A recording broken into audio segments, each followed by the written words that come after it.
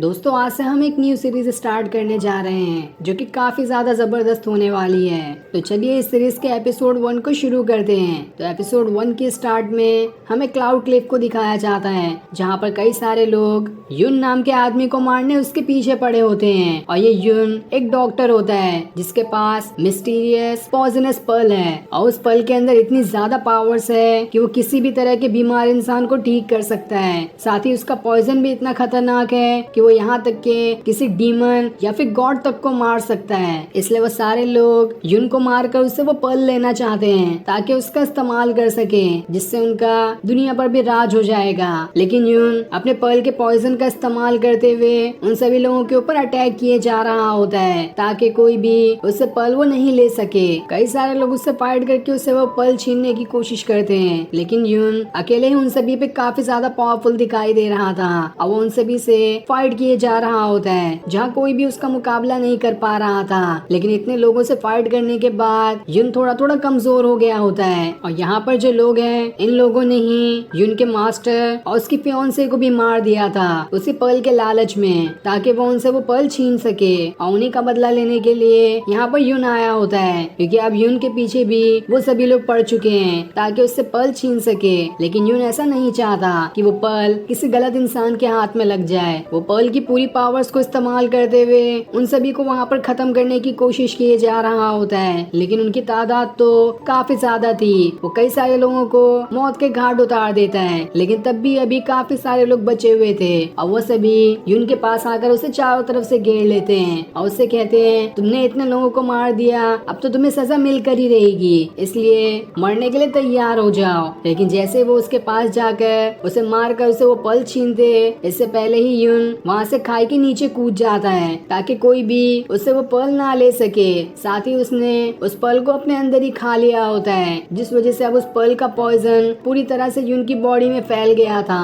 तब खाई से नीचे गिरते हुए युन वहाँ से किसी अलग ही वर्ल्ड में टेलीपोर्ट हो जाता है, जिसके बाद उसकी आंख एक घर के अंदर खुलती है और यहाँ पर उसके सामने उसकी आंट खड़ी होती है जो उसे होश में लाने की कोशिश कर रही थी। और अब हमें यहाँ पर पता चलता है कि युन का दोबारा से रीइंकार्नेशन हुआ है और अब उसकी सोल इस रियल वर्ल्ड के शियाओ नाम के आदमी के अंदर आ चुकी है, जिस शियाओ की आज शादी होने वाली है। लेकिन शियाओ ने एक ऐसी बीमारी के साथ जन्म लिया था कि वो चाहे कितना भी कल्टीवेशन कर ले उसने आज तक कभी भी अपना लेवल 1 ही ब्रेक थ्रू नहीं किया है, इसलिए सभी लोग उसका मजाक उड़ाते हैं। लेकिन आज उसकी शादी इस पूरे सिटी की सबसे खूबसूरत लड़की के साथ होने वाली है, क्योंकि कुछ टाइम पहले शियाओ ने उसकी जान बचाई थी और उसी का एहसान निकालने के लिए वो लड़की शियाओ से शादी करना चाहती है। लेकिन ये शादी भी एक समझौते के बराबर ही होगी, पर ये भी चीज कई सारे लोगों को नहीं भा रही है क्योंकि हजारों लोग उस लड़की के चाहने वाले हैं क्योंकि उसकी सुंदरता ही इतनी ज्यादा है। इसलिए उन लोगों में से किसी एक ने शियाओ के शराब में जहर मिला दिया था ताकि शियाओ मारा जाए और जब वो मर जाएगा तो वो उस सुंदर लड़की से शादी नहीं कर पाएगा। साथ ही उस लड़की का नाम किन्यू होता है। लेकिन तब वहाँ पर उसकी आंट उसे होश में लेकर आ गई होती है, लेकिन अभी तो उस जहर की वजह से शियाओ मर चुका था। पर जैसे ही युन की सोल उसके अंदर आई, शियाओ अब दोबारा से जिंदा हो चुका है और अब उसकी बॉडी के अंदर 2 लोगों का कंट्रोल है, एक शियाओ के खुद का और दूसरा युन का। और इसी वजह से अब युन की पॉइजन वाली पावर्स भी शियाओ के पास आ चुकी है जिसके बारे में कोई जानता ही नहीं है। और इसी वजह से उसके ऊपर जो पॉइजन डाला गया था उसका सारा असर खत्म हो चुका है उसकी बॉडी से, जिस चीज से शियाओ तो एकदम हैरान रहता है कि आखिर ये मेरे साथ क्या हो गया। तब वहाँ पर शियाओ के ग्रैंडपा आकर उसकी आंट को ही चिल्लाने लगते हैं कि तुम्हें शियाओ का ख्याल रखना चाहिए था, न जाने उसको किसने क्या लाकर पिला दिया। वो तो अच्छा हुआ कि शियाओ की जान बच गई, वरना आज तो इसकी शादी वाले दिन ही काफी बड़ी मुसीबत हो गई होती।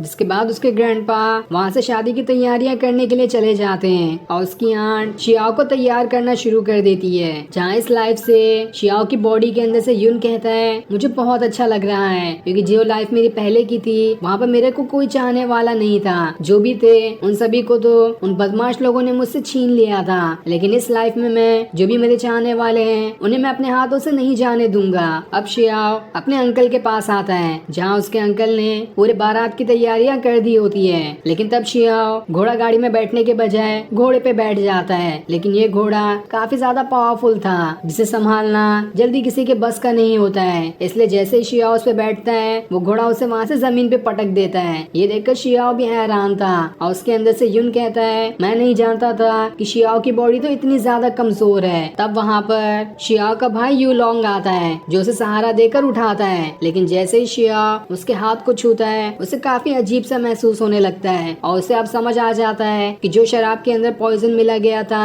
उसका असर अब भी यू लॉन्ग के हाथ में ही है। इसका मतलब साफ है कि यू लॉन्ग ने मुझे शराब में जहर डालकर देने की कोशिश की थी ताकि मैं मारा जाऊं, क्योंकि यू लॉन्ग भी किन्मू को पसंद करता है और ये मुझे रास्ते से इसलिए हटाना चाहता था ताकि मेरे बाद ये किन्मू से शादी कर सके। लेकिन अभी वो जरा सा भी यू लॉन्ग को शक होने नहीं देता कि उसे उसके प्लान के बारे में मालूम पड़ चुका है। इसके बाद यू लॉन्ग उससे कहता है मैं तो आज तुम्हारे लिए बहुत खुश हूँ, तुम्हारी शादी पूरी सिटी की सबसे सुंदर लड़की से होने वाली है। इस चीज से तो कई सारे लोग अपनी जान ही दे देंगे जो कि किन्मू को पसंद करते थे, इसलिए तुम्हें आज तो बहुत ज्यादा खुश होना चाहिए। लेकिन ये सारी बातें वो ऊपर के मन से ही कह रहा होता है, असल में तो उसका अंदर कुछ और ही प्लान था। अब वहाँ पर एक साधारण घोड़े को लेकर आया जाता है जिसके ऊपर सवार होकर शियाओ पूरी बारात के साथ वहाँ से किन्मू के घर के लिए निकल जाता है और उसके जाने के बाद ही युन लॉन्ग अपने दूसरे भाई को एक जोरदार थप्पड़ मारते हुए कहता है आखिर तुम्हारी हिम्मत कैसे हुई उसमें शराब में नकली जहर मिलाने की, न जाने तुमने क्या मिलाया था जिस वजह से शियाओ बच गया, वरना तो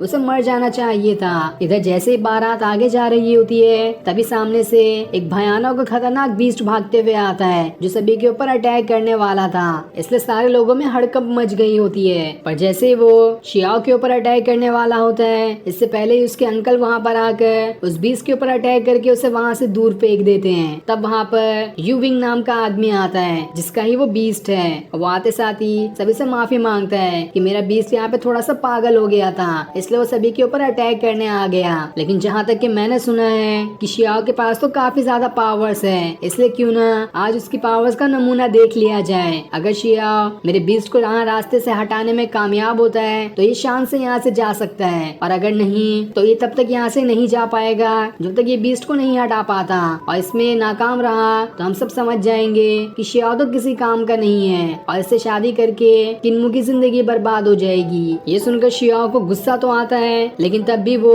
उस बीस्ट को रास्ते से हटाने के लिए मान जाता है। लेकिन जैसे ही वो बीस्ट उसके ऊपर अटैक करने उसकी तरफ बढ़ रहा होता है तब उसे शियाओ की बॉडी के अंदर से युन की स्पिरिट दिखाई देती है जिसे देखकर तो उस बीस्ट के पसीने छूट जाते हैं और वो वहाँ से भागने में ही अपनी भलाई समझता है। लेकिन तब यू विंग उस बीस्ट को भड़का देता है, इसलिए अब वो बीस्ट शियाओ के ऊपर अटैक करने के लिए पूरे गुस्से के साथ उसी की तरफ बढ़ना शुरू कर देता है। ये देखकर शियाओ भी अपनी पावर्स को एक्टिवेट करने लगता है, लेकिन जैसे वो उसके ऊपर अटैक करता इससे पहले ही वहाँ पर किन्मू का भाई आ जाता है जो वो उस बीस्ट को उठाकर वहाँ से गोल गोल घुमाते हुए दूर फेंक देता है। इसलिए वो बीस्ट उड़ते हुए यू विंग के ऊपर ही जाकर गिरता है और फिर किन्मू का भाई शियाओ को उसके घोड़े के साथ ही अपने कंधे पर बिठा लेता है और उसे वहाँ पर रखे हुए सीधा किन्मू के घर की तरफ जाना शुरू कर देता है, क्योंकि बारात को आने में काफी टाइम पहले से ही निकल चुका था। जहाँ रास्ते में वो युन बाई को एक किक मार कर तो पहले से उड़ा देता है। दूसरी तरफ हम शियाओ को देखते हैं जिसे कुछ बदमाश डिसाइपल ने काफी ज्यादा शराब पिला दी होती है। अब शियाओ वहाँ से अपने कमरे में आता है जहाँ पर किन्मू पहले से ही बैठी होती है, लेकिन अभी वो उसकी शक्ल ही नहीं देख पाता क्योंकि उसके चेहरे पर कपड़ा लगा हुआ था। वो जैसे उस कपड़े को हटाने की कोशिश करता है किन्मू अपनी स्नो पावर्स का इस्तेमाल करते हुए उसके ऊपर अटैक करके उसे वहाँ से दूर फेंक देती है, लेकिन तब इससे उसका कपड़ा हट जाता है। ये देखकर अब शियाओ एकदम खुश हो जाता है क्योंकि उसे किन्मू की शक्ल दिखाई दे रही थी और उसकी शक्ल देखकर तो शियाओ का खुद की बॉडी पे कंट्रोल ही नहीं रहता क्योंकि वो उसकी सुंदरता का दीवाना हो गया था और उसे अब समझ आने लगता है कि आखिर क्यों किन्मू को पूरे सिटी की सबसे खूबसूरत लड़की कहा जाता है। लेकिन उसकी स्नो पावर्स को देखकर वो समझ जाता है कि ये आइस क्लाउड सेक्ट से है क्योंकि वहाँ के लोगों को ही इतनी खतरनाक पावर्स आती है। तब ये देखकर किन्यू भी हैरान रह जाती है। वो उससे कहती है मैंने जैसा तुम्हारे बारे में सुना था कि तुम बिल्कुल ही लूजर हो वैसा तो नहीं दिखाई दे रहा है, तुमने बस मेरी पावर्स को ही देखकर ये पहचान लिया कि मैं कौन से सेक्ट से हूँ। इस पर शियाओ कहता है ये तो बस शुरुआत ही है, आगे आगे देखो कि मेरे पास और कौन कौन सी खास टेक्निक्स है। लेकिन जैसे ही वो उसकी तरफ बढ़ने वाला होता है किन्यू दोबारा से अपनी पावर्स को एक्टिवेट करते हुए उसे पीछे कर देती है और उससे कहती है मैं आइस सेक्ट से हूँ और यहाँ पर किसी भी लड़की का रिलेशनशिप में आना अलाउड नहीं है, इसलिए हम दोनों कभी भी असली कपल्स नहीं बन सकते, इसलिए ये ख्याल तो अपने दिमाग से निकाल ही देना। मैंने ये शादी भी बस एहसान उतारने के लिए की है और 1 महीने के बाद मैं यहाँ से चली जाऊंगी। उसके बाद तुम्हारा हमारा रिश्ता बिल्कुल खत्म होता है। तो एक मेहरबानी करो मुझ पे कि इस 1 महीने के अंदर मुझसे थोड़ी दूरी ही बना कर रखना। वहीं यहाँ ये दोनों बात कर रहे होते हैं, उधर यून लोंग के तो पसीने छूट रहे होते हैं कि आखिर वो दोनों कमरे में क्या कर रहे होंगे। इसलिए वो गुस्से में अपना चाय पीने वाला कप भी तोड़ रहा होता है। इधर किन्यू शियाओ को बेड पे नहीं सोने के बजाय जमीन पे सोने कहती है ताकि वो दोनों अलग रह सके। तब शियाओ उससे कहता है मैं तुम्हें क्या कहकर बुलाऊंगा, हनी कहना कैसा रहेगा। ये सुनकर किन्यू कहती है अगर तुमने दोबारा से मुझे हनी कहा तो मैं तुम्हें उठाकर यहाँ से बाहर फेंक दूंगी। ये सुनकर शियाओ घबरा जाता है और भागते हुए दोबारा से जमीन पे सोने के लिए चले जाता है। लेकिन तब भी वो हनी उसे कह रहा होता है और उसके साथ मजाक करने की भी कोशिश कर रहा होता है। लेकिन किन्यू उससे कहती है दोबारा से कुछ हरकत करने की कोशिश की तो मैं तुम्हें यहाँ से उठाकर बाहर फेंक दूंगी और तुम्हारी जबान भी काट दूंगी। तब ये देखकर शियाओ अपने घर से बाहर निकल कर आ जाता है ताकि थोड़ी देर खुली हवा में सांसें ले सके। लेकिन जैसे वो थोड़ी दूर आता है उसे वहाँ पर एक लड़की दिखाई देती है जो कि बेहोश थी और उस लड़की का नाम जैस्मीन होता है। साथ ही उस लड़की को काफी ज्यादा चोटें भी लगी थी। लेकिन जैसे ही शियाओ उस लड़की को छूता है उसे अजीब सा महसूस होने लगता है और उसके अंदर पॉइजन पावर्स को देखकर वो लड़की जल्दी से होश में आ जाती है और उसके हाथ को काट कर उसका ब्लड पीना शुरू कर देती है ताकि वो उसके पॉइजनस और मिस्टीरियस वर्ल्ड के अंदर जाकर पहुंच सके। जिसके बाद जैस्मीन उसके हाथ के अंदर ही चली जाती है। ये देखकर शियाओ हैरान था और जब वो अपने स्पिरिचुअल वर्ल्ड के अंदर जाता है तब उसे वहाँ पर जैस्मीन दिखाई देती है जो कि अब उसके स्पिरिचुअल वर्ल्ड के अंदर पहुंच चुकी थी। ये देखकर शियाओ हैरान रहता है कि आखिर उस पॉइजनस पर्ल ने जैस्मीन को यहाँ पर आने के लिए कैसे दे दिया। वो तो उसे यहाँ से बाहर भी निकाल सकता था लेकिन अभी वो इसके बारे में कुछ ज्यादा सोचता नहीं। जिसके बाद वहाँ पर शियाओ की आंटी भी आ जाती है इसलिए वो दोनों आपस में हंसी मजाक करने लगते हैं। अब अगले दिन शियाओ किन्यू के लेकर अपने ग्रैंडपा के पास आता है जहाँ वो सभी मिलकर खाना खा रहे होते हैं। तब अपने ग्रैंडपा के सामने शियाओ किन्यू के कंधे के ऊपर हाथ रख देता है ताकि उसके ग्रैंडपा को ये शक न हो कि वो दोनों का रिश्ता बिल्कुल अलग सा है और वो दोनों एक साथ में नहीं रहते हैं। तब इस चीज को देखकर किन्यू रात को शियाओ को घर पर लेकर आती है और उसे पूरी तरह से बर्फ में जमाना शुरू कर देती है कि आखिर तुमने मेरे कंधे पर हाथ कैसे रखा था। लेकिन तब शियाओ उससे कहता है मैं तो उल्टा तुम्हारी राज छुपाने की कोशिश कर रहा था ताकि ग्रैंडपा को ये शक न हो जाए कि हम दोनों बिल्कुल अलग रहने वाले हैं। अगर उन्हें शक हो जाता तो उन्हें तो बहुत बुरा लगता। तब ये सुनकर किन्यू भी उसके पावर्स को रोक देती है और उसे दोबारा से नॉर्मल कर देती है। जिसके बाद शियाओ उससे कहता है जब मैंने तुम्हारे कंधे को छुआ था तब मुझे पता चला कि तुम्हारी कल्टीवेशन पावर्स तो बढ़ रही है लेकिन उतनी ज्यादा नहीं और जितनी तुम्हारी पावर्स बढ़ रही है उसे तुम्हें उसका खामियाजा भी उठाना पड़ रहा है। तुम रातों को अच्छे से सो नहीं पाती होगी क्योंकि तुम्हारे मेरिटियंस ठीक से अनलॉक नहीं है, उन्हें अच्छे से अनलॉक करना पड़ेगा और जब वो एक बार अनलॉक हो जाएंगे तो तुम्हारी कल्टीवेशन पावर्स पहले से 10 गुना ज्यादा तेज बढ़ेगी। ये सुनकर किन्यू हैरान रह जाती है। वो उससे कहती है क्या तुम इसे अनलॉक कर सकते हो। ये सुनकर शियाओ कहता है अरे मैं तो इसी के इंतजार में था, मैं क्यों नहीं अनलॉक कर सकता। मैं तो जमाने से काफी अच्छा पॉइजनस डॉक्टर हूँ तो मुझे इन छोटे मोटे मेरिटियंस को अनलॉक करना कैसे नहीं आएगा।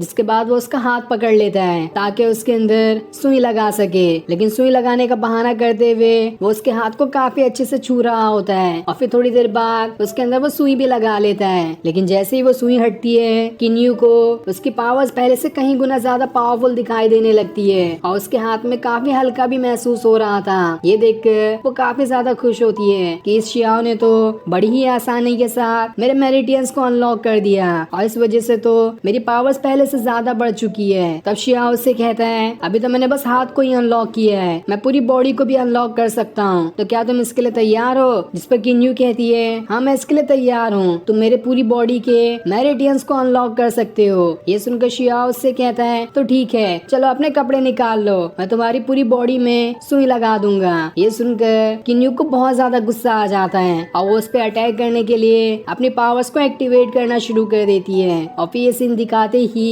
ये एपिसोड यहीं पर